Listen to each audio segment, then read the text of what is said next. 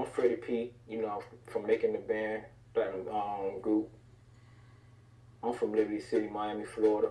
I'm like 1/6 of the band.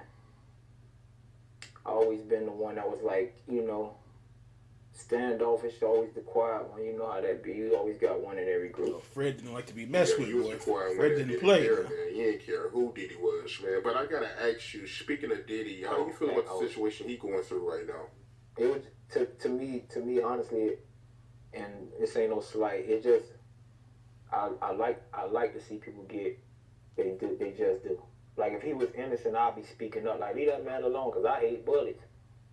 But if I feel like I don't feel like he guilty, I just feel like bro, it's there. Like all the people ain't lying, and then you know when a person lie because they going don't you know when a person lying they ain't going into detail. Like it's certain things, and people always trying to blame Cassie. Like no, bro, like you ain't never been around a billionaire before, so you can't be around that. You don't know how to judge that situation when somebody like it's kind of like the dude you ever seen the commercial. They hold a dollar and like, you gotta be quicker than that. They gonna keep dangling the money in your face. You gonna keep like the carrot in front of the rabbit. You see the food, you gonna keep chasing it, and eventually you gonna feel like, why would I quit? And I done got to the 12th grade. Like, who gets to the 12th grade and quit school? So if you go through so many levels of embarrassment, you know, whatever you want to call it, and then you get to where you feel like I surpassed a lot of stuff. I done did the worst of the worst. You go to feeling like, okay, I want to be compensated.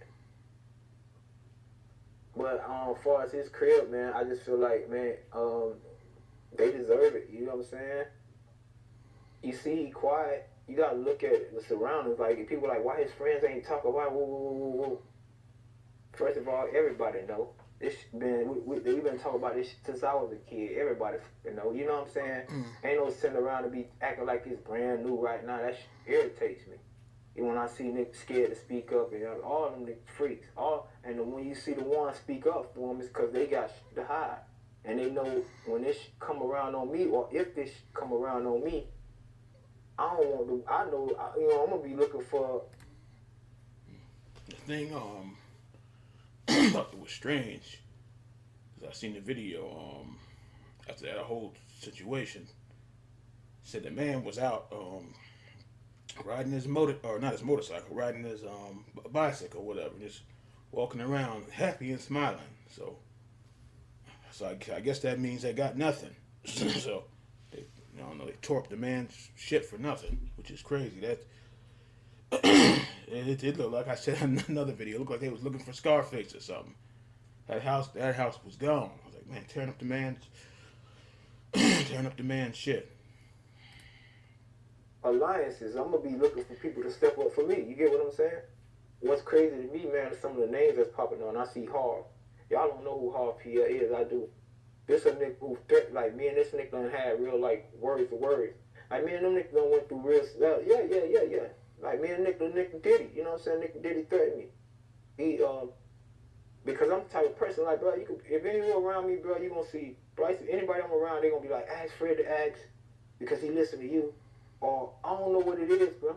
So it's like everybody around was like, I guess, of some time walking on eggshells around me, and I guess in some what he had to feel he had to take back control of what his environment.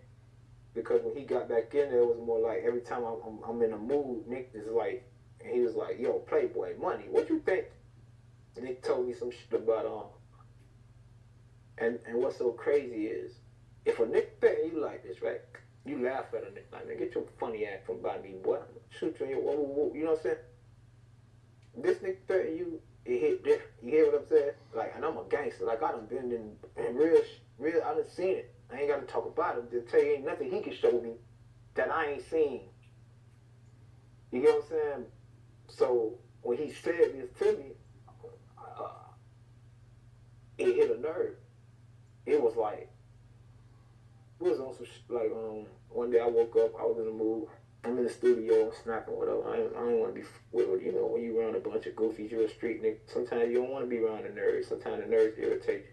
So I'm in that bitch. I'm just frustrated with a lot of shit that's going on. Anyway, we in a situation. We in front of everybody. Nick like, he was like, man, money, what you think, you bad or something? He was like, nigga, I'll buy every house on your block. Shut every light off on that bitch, and when you come out, every time you come out, that bitch you'll get popped. So when another nigga tell you some shit like that, you like, get your animated ass out of here, goofy ass. You feel what I'm saying? When he tell you some shit like that, you go to picture him purchasing every house. You go to picture every light on the block going on. And that shit silenced me. And for you to make there are some people that can buy up your whole street, though. That's crazy. Like, that's why I didn't do Days of Better. Like, we got into that. My next time I got a chance to go home, because I had to, you're a gangster. It's like, when you ain't got your gun on, you got to play it off sometime. So. Yeah, I remember that. I did a reaction to that about a month ago. And, he wasn't there. And, Dollar, you already know Dollar wasn't there because the whole, missing the shows. And, man, I still ain't letting that be. Missing 10 grand. Ooh, I couldn't do that now. Maybe he didn't care or whatever, but damn, 10 grand, boy. That's that's not pocket change. But I remember Freddy wasn't there. And I remember I think it was the last season, he was on the phone with somebody from the company, and he was like, tell him cut me out the group or something like that. I remember rewatching it again because they upload everything on YouTube. He's like, tell him to cut me out of it or something like that. I had to play it off. I tried to, man, listen, I don't even want to talk. It's because I don't know statute of limitations and stuff like that. But I tried to get his pussy. You feel what I'm saying? Like, he didn't know he was 30. I'm pretty sure he know now. He probably done been living in Miami long enough. He know now we was 30. He know how I'm rocking. But at that time, you know what I'm saying? He didn't know what my mind state was. I ain't got shit, but I ain't comfort shit. I would be the one to put you on the news and me. You get what I'm saying? That's how I felt at that time. Like, boy, you threatening me? Like, niggas in the street don't threaten me. I'm going to war with real killers, and they ain't out there like this. These niggas I know standing on business, and you, that's how I felt. Like, I gotta have you. And later on that night, I was trying to take his ass out. You feel me? Like, me and my dog, God rest his soul, we was in like a G-Wagon, and he had his little 2 tools. I had a little pistol on him, whatever. I had the Mac, he had whatever. And we was waiting on this pussy to come out. Because we had a meeting at 1 o'clock that night. So I had knew in my mind that, okay, we got into this earlier that day, so my time frame was, let me get back. So from like easy. Meeting at 1 o'clock in the morning? 10:40 something. So like 10:40, so first we had to do do a little homework or whatever. Made sure we could get right back to the West Side Highway because it was like these little alleys and shit. So we had to do our homework because out there, you got to make sure police ain't parked and walking around and standing on a block in Manhattan. So my mindset was different. It's dumb right now. And I'm glad I didn't because I probably would have died or got a prison sentence or something like that. But it's just how you had me feeling after the conversation. And it's like, and he said some other shit. He was like, somebody, he was like, what? He was like, you could walk out the studio right now and somebody just walk over and pop you. He was like, I don't want to see you die or nothing like that, but nigga in the knee or something. He was like, he was basically like, you better control yourself, like, you better humble yourself. And I done been there. I know how it is when you're Apex and you at the top with the big dog. He got he ain't really want to do that. Our relationship was different. You get what I'm saying? Like, I was quiet. He respected me. He never really disrespected me. I seen him disrespect a lot of people. I seen him talk crazy to a lot of people. He had a lot of respect for me. You know what I'm saying? When we hung out, we talked about thugs. Like, we hung out one time. We went out to a club, and he put me one on my own. You feel me? Like, he bought me. I'm at the end of some couch. It's like it's Dame Dash. There's a bunch of motherfuckers. There's like dark as my type of environment, but it's quiet as everybody mind their own business. And it's like a horseshoe couch. And he at the top of that bitch with like 8 bitches and shit. I done seen Puffy do some wild shit. I done seen Puffy like finger bitches in the club, like in front of everybody. Like, I done seen Puffy do some wild shit. I ain't know it was no man shit, but in my mind I already knew what was going on around me. I just didn't know it was hard. I didn't know it was certain nicks. And now when I'm looking at him, I'm like, oh, he done got all of them. See, when I'm hearing what he offer, I'm like, oh, he done got them all. When you see all these rappers out here with this money popping up mysteriously and they looking like good investors and all that, no. Niggas on that Diddy package pan. You get what I'm saying? Oh, yeah, you see niggas getting houses, niggas offering $20, $30 million for your butthole, shit like that. You know what I'm saying? That's crazy. How about that? And I can understand most of them niggas. How about that? Pause, no Diddy. I can't understand, but I can understand most niggas is weak. Most niggas ain't from that. You get what I'm saying? They only there to provide. Most niggas can get drunk and get took care of. Most niggas without money could get slapped around in their hood. Like without money, no nigga ever slapped me in my hood. Before, you could go ask my ops, and them niggas don't like me to this day, but they gonna tell you one thing about it. That nigga ain't nothing to be played with, boy. He gonna get in, he gonna get it in. Don't let him, you feel me? But, and I'm gonna give them baby respect, you know what I'm saying? Like, I know they stand on business, you feel me? It's just what real niggas do. But him, he gonna pick on weak niggas, and he keep them out. I see the difference of the relationships he have with them. He rather have, and I get it. Because I like hanging with nerds. Like, sometimes when you're a gangster, you want to be around the cool nigga. Like, when you look at everybody like the Nick J. Hood, it's a nigga from Chicago, he always talk about King Von. And they like, well, how these two niggas mix? Like, well, when you're a nigga like Von, you want to be around the coolness. You don't want to be around the gangsters, the fake thug niggas, because you know what you really about. You on 10. So a little minor subject that this nigga might want to argue with somebody, your mind is, I'm finna go jump in this car and take care of that, because it ain't even about the mind state don't come from wanting to be a killer and want to be a thug. It comes from paranoia and not wanting to get caught first. People think you like that because you just like that. No, you like that because you threatened my life, and now I take it more serious than everybody else. Like, I fear you might come. So I'm going to come get you on the way that you never did before. Or I'm going to attempt to. Like, you know, not me. I'm just saying that's how I would that's how I would handle it. You know? Right. But yeah, just to backtrack, Diddy, he told you directly that he'll buy every house on your block, and every time somebody come out, they'll get shot.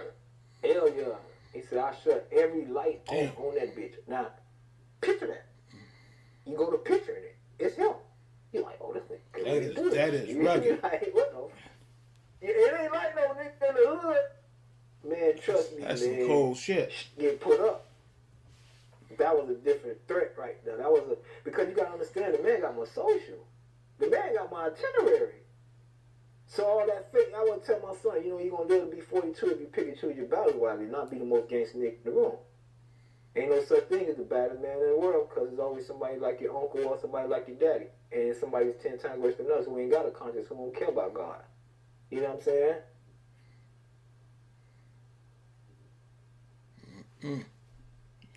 Freddy P, boy. He's something serious. Remember the teacher told the kids something like that. The kids thought they was bad. He said, or it can be somebody worse. Yeah, it's like, and they're like, oh, shoot. And he's like, they ain't get out there. They ain't going through nothing. It's like, okay. And the teacher, because it was 8th grade, male teacher, he was not bullshitting. He's like, okay, you keep going out there being bad, you're going to see what hell look like. And he's like, oh, man, they ain't going to do nothing.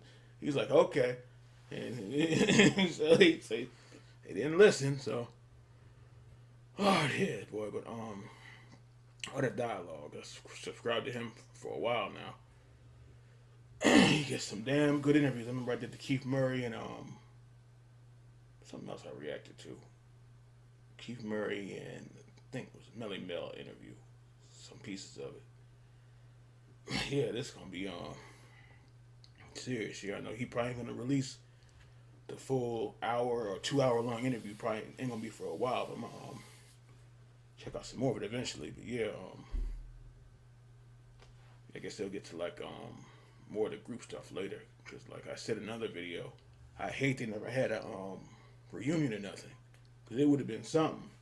Had the show, and everybody said everybody's doing their own stuff now, but had the show for a couple of seasons leading up to making a second album, but look like that's never gonna happen.